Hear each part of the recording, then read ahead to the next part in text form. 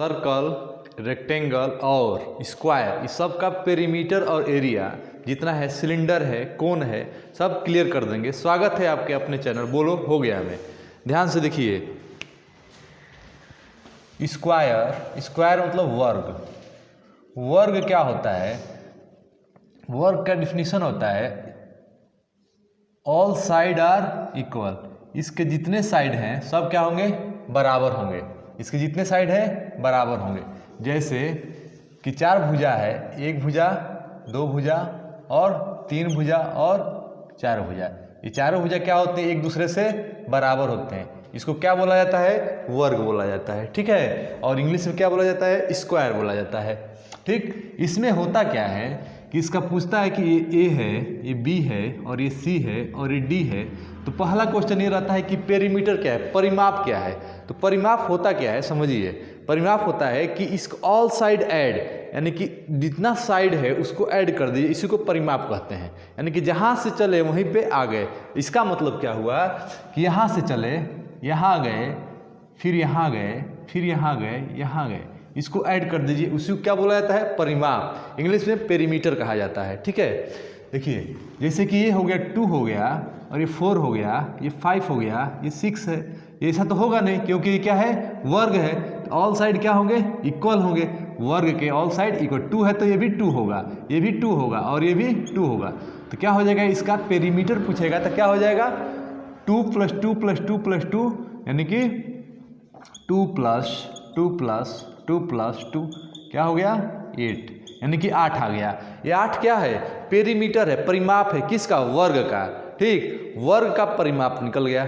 वैसे ही आपको निकालना होगा रेक्टेंगल का परिमाप, आयत का परिमाप। आयत किसे कहते हैं? जिसके आमने सामने के साइड इक्वल हो। आमने सामने के साइड इक्वल, जैसे जिस रूम में बैठे हैं, तो खासकर रूम क्या होता है? आयत के रूप में होता है। ठीक है। अब आयत से कैसे घना बनेगा, घन बनेगा, ये बताएंगे आगे चल के। ठीक है। पहले आयत समझिए। आयत मतलब क्या हो गया? जैसे कि खेत हो गया।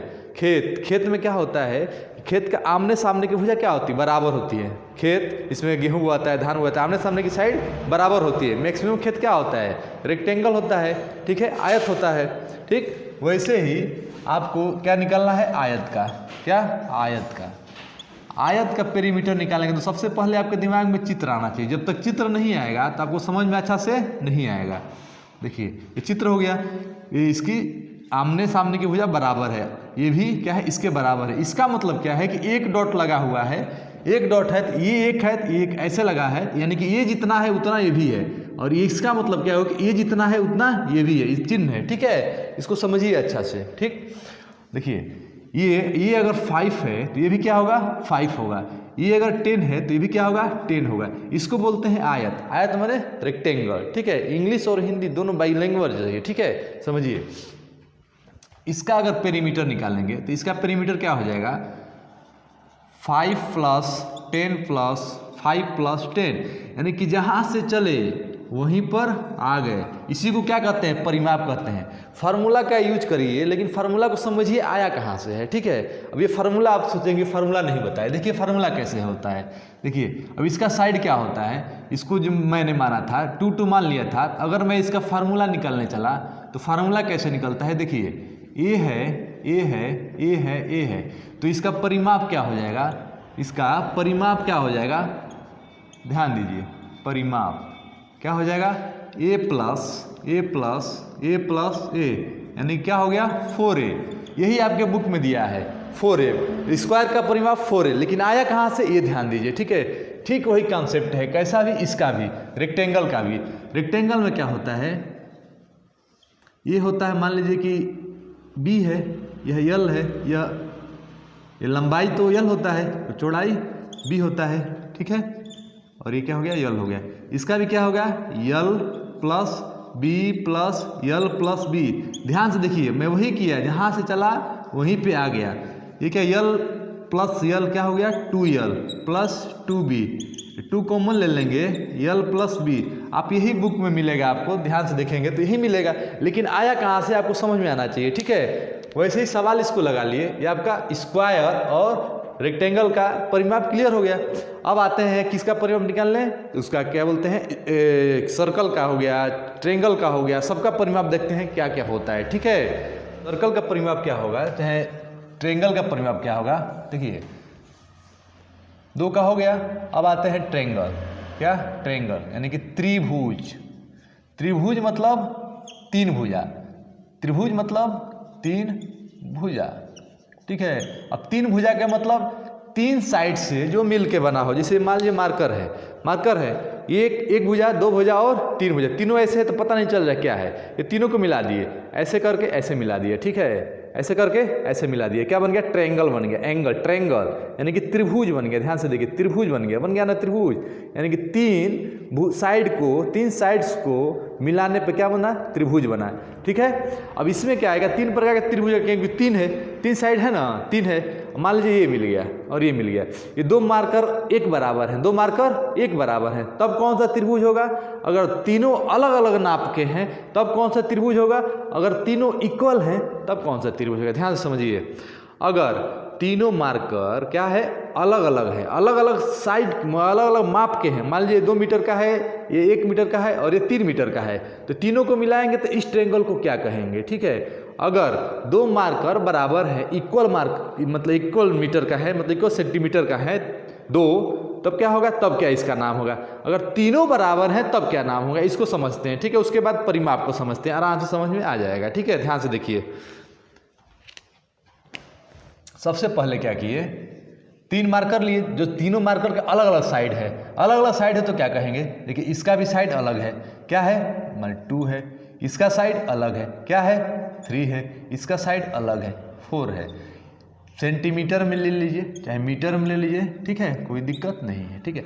ध्यान से देखिए, ये क्या होता है, 2 है, 3 है, 4 है, इसको परिमाप, मैंने कहा क्या करिए, परिमाप निकालिए। तो परिमाप क्या होता है, यहाँ से चले, यहाँ गए, यहाँ गए, यहाँ आ गए, यानी कि इसका परिमाप क्या हो जाएगा, 2 + 3 + 4 यानी कि 3 × 5 = 4 9 मीटर। अब परिमाप 9 सेंटीमीटर, जब सेंटीमीटर में है तो सेंटीमीटर, परिमाप का यूनिट क्या होता है, उधर मीटर में लेंगे तो मीटर होगा और इधर सेंटीमीटर होगा, ठीक है। यूनिट का भी विशेष ध्यान दीजिएगा। अब आगे देखिए क्या हुआ, यहाँ गए, यहाँ गए, यहाँ आ गए, इसको परिमाप कहते हैं। आप कहेंगे सर परिमाप तो निकाल रहे हैं, ठीक है, ये कौन सा ट्रायंगल है, ये ट्रायंगल का नाम क्या है, देखिए जिसकी अलग अलग साइड है, ठीक है, उसको बोलते हैं विषम बाहु त्रिभुज। क्या बोलते हैं, विषम बाहु त्रिभुज, ठीक है। विषम, केवल इतना ही समझिए, अभी विषम बाहु त्रिभुज है, ठीक है, यानी कि क्या है, विषम है, मतलब इसका ऑल साइड क्या है, विषम है, अलग अलग है, तीनों का है अलग अलग है, विषम है, ठीक है, विषम बाहु त्रिभुज है, ठीक है। और देखिए इसका दूसरा जो ट्रायंगल होगा, इसके 2 साइड क्या हो गए, इक्वल हो गए, 2 साइड इक्वल हो गए। इक्वल का मतलब क्या हो गया, ये 5 हो गया, ये 5 हो गया और ये 10 हो गया, 10 ले लीजिए। अब ये दोनों जब इक्वल हैं, इसको क्या बोलेंगे, समद्विबाहु। क्या बोलेंगे, समद्विबाहु, समद्विबाहु। तो ध्यान समझिएगा, समद्विबाहु और विषम बाहु, इसमें समद्विबाहु आया, क्या आया, समद्विबाहु आया। द्विबाहु जब आएगा तो क्या करेंगे, 2 भुजा बराबर है। नाम पे जाइए, हिंदी के नाम पे, हिंदी में इसलिए बता रहे हैं कि इसको इंग्लिश में इसका नाम क्या है, अलग अलग नाम है, ठीक है, लेकिन हिंदी में क्या है, समद्विबाहु, हिंदी से पकड़ में आ रहा है। देखिए ध्यान से, जैसे कि इसका मैंने क्या, विषम बाहु, क्या विषम बाहु, सब विषम है, यानी कि सब एक दूसरे से विषम है, मतलब अलग अलग है।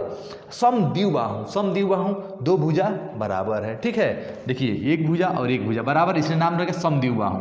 अब देखिए इसका जो है साइड, इसका मैंने क्या पूछा, पेरीमीटर पूछा, तो यहाँ से चले, यहाँ आ गए, यहाँ आ गए, तो क्या करेंगे, 5 + 5 + 10, तो कितना आंसर हो गया, 20। अगर सेंटीमीटर में है तो क्या हो गया, 20 सेंटीमीटर।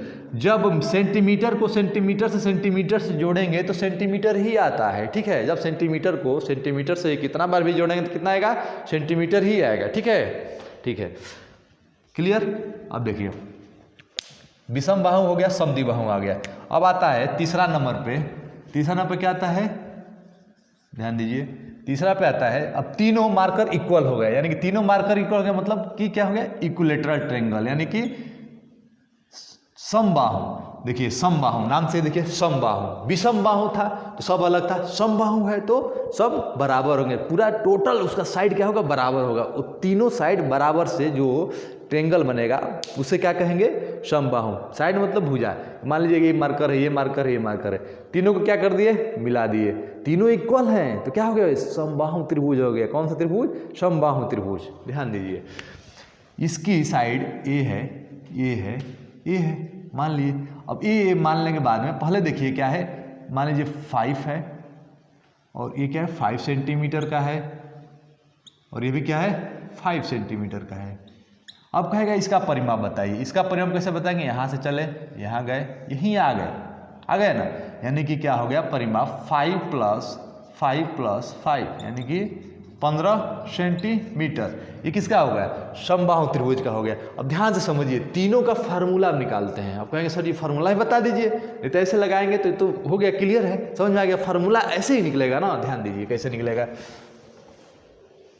इसका निकालना हो फार्मूला तो क्या करेंगे, ये विषम बाहु है तो इसका साइड क्या हो जाएगा, ए, क्या हो गया ए, इसका साइड बी, इसका साइड सी। विषम बाहु का परिमाप क्या होता है, a + b + c, a + b + c, विषम बाहु का परिमाप हो गया। ठीक है, अब कहेंगे समद्विबाहु बाहु का परिमाप क्या होगा, इसको आप a मान लीजिए, इसको b मान लीजिए और इसको c मान लीजिए।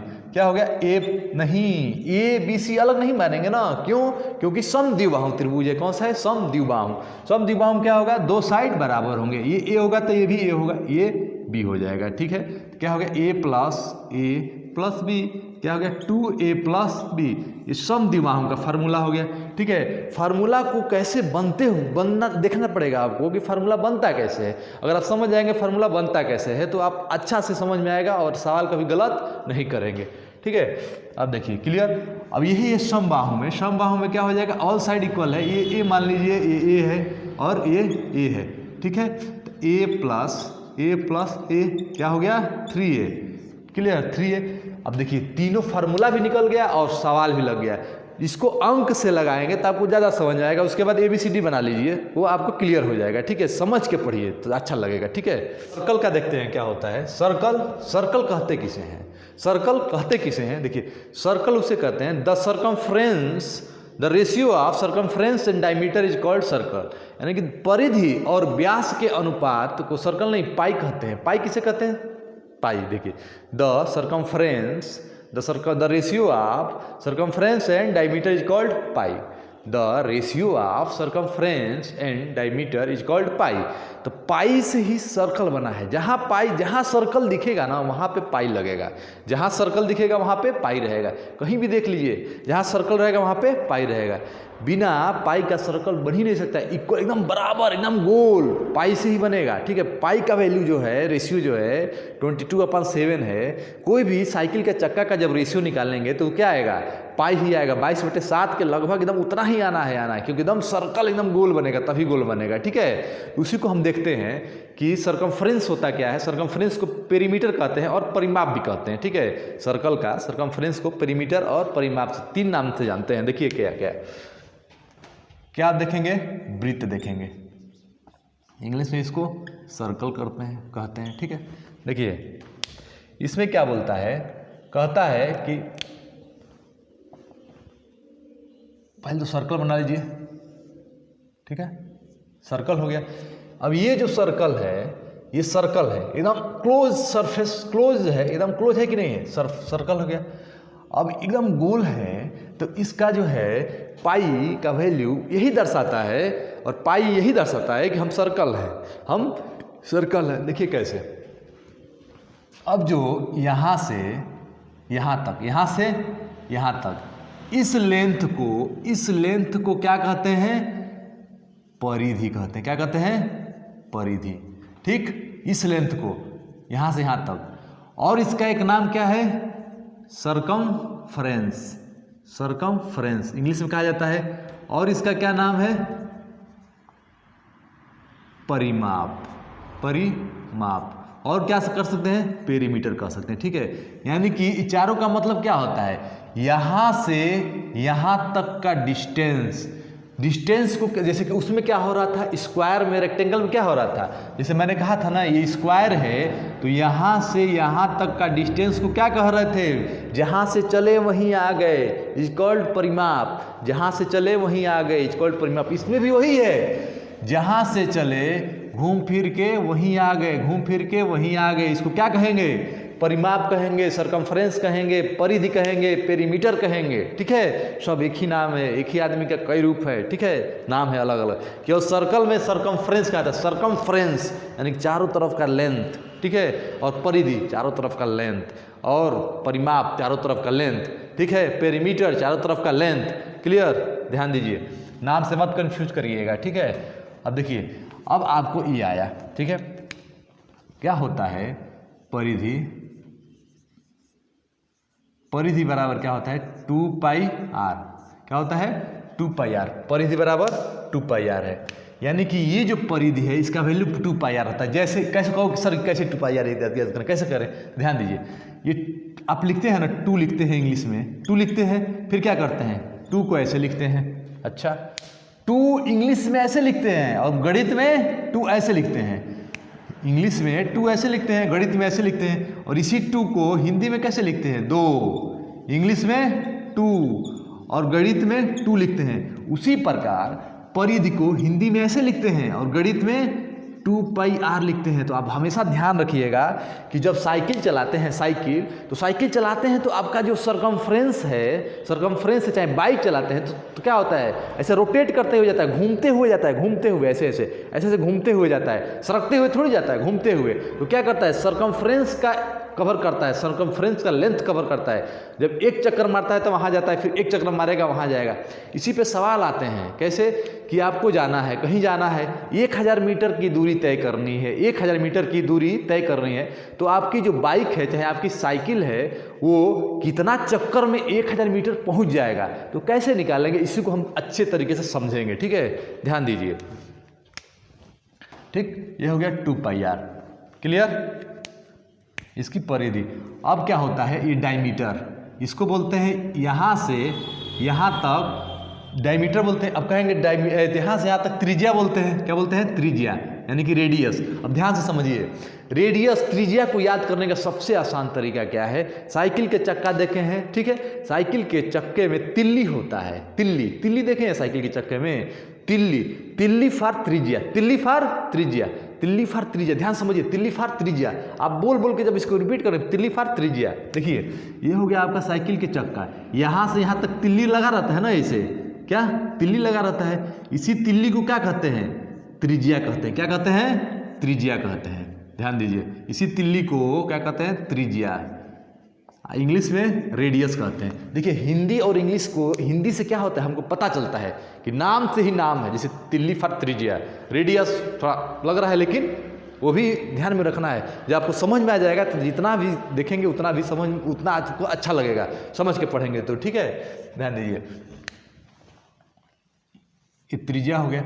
अब त्रिज्या को दोगुना को क्या कहते हैं, डायमीटर यानी कि व्यास कहते हैं। यानी कि यहाँ से यहाँ तक जो डिस्टेंस है उसको क्या बोलेंगे, व्यास बोलेंगे। ठीक है, व्यास। ठीक, यानी कि डायमीटर। अब देखिए, अब यहीं से आपका पाई निकल के आता है। पाई क्या होता है, अब समझिए पाई क्या होता है। पाई क्या होता है, देखिए, परिधि और व्यास के अनुपात को पाई कहते हैं। परिधि और व्यास के अनुपात को पाई कहते हैं। The ratio of circumference and diameter is called pi. यानी कि परिधि और व्यास के अनुपात को पाई कहते हैं। परिधि और व्यास, देखिए लिख लीजिए यहाँ पे, पाई बराबर परिधि। परिधि कितना है, लिख लीजिए परिधि बटे व्यास। अब परिधि और व्यास के अनुपात को पाई कहते हैं। तो परिधि आपका हो गया 2πr और व्यास हो गया 2r। r से r कट गया, 2 से 2 कट गया, क्या बचा, पाई। इसी को पाई कहते हैं। ध्यान से समझिए, पाई समझ में नहीं आता है, पाई ऐसे लगा दिए, पता नहीं चला कहाँ से लगा दिए। The ratio of circumference and diameter is called pi. यानी परिधि और व्यास के अनुपात को पाई कहते हैं। क्लियर। और त्रिज्या का सबसे बढ़िया क्या एग्जाम्पल है, तिल्ली फॉर त्रिज्या, साइकिल के चक्के का तिल्ली है वैसे क्या है, त्रिज्या है, यहीं से लिया गया होगा। ठीक है, एकदम क्लियर, समझ में आ गया आपको। अब इसके